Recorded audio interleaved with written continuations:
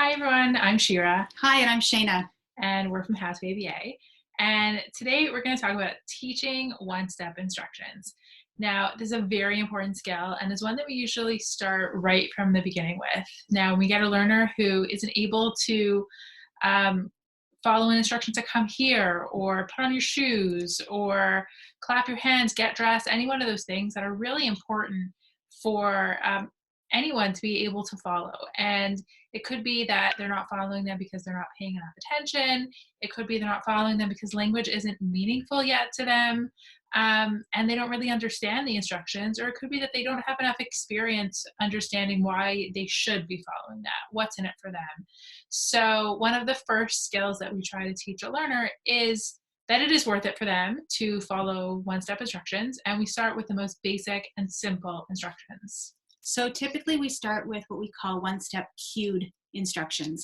And what that means is we want to try and make it as errorless as possible for the student to learn instructions. So I would say, put this on as I'm handing Shira a hat, or as I'm handing the student shoes. Hey, put this on. So that they're essentially learning, put this on means I put on my hat, I put on my shoes, etc. I might point to something on the floor that just fell, or that I threw down there, and say, pick it up. Once they've learned how to follow a point, and then they're able to follow the instruction, pick it up. Another cued instruction would be something like, sit down while the chair is right behind the child. Once the student can follow a bunch of those cued one-step instructions, then we go to non-cued one-step instructions. Things like clap hands, wave by, stand up, turn around, jump.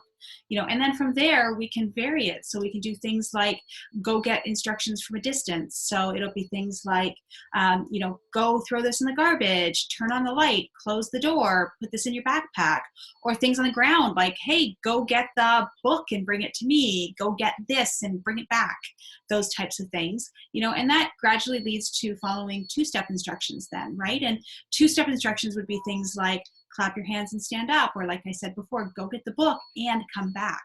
And in between there, what we'll do is we'll also try and get students to follow one-step instructions while the teacher is at a distance. So not just while the student has to go somewhere, but while the teacher is away from them. So trying to mock a teacher in a classroom, right? So the teacher might be 5-10 feet away and it says, Billy, go do this or go do that. So those are all the types of instructions we teach to kids. And these are really great in being able to teach really naturally and using inherent motivation. So it might be motivating for a child to go put their shoes on because they're going to go to the park or they're going to go do something really fun.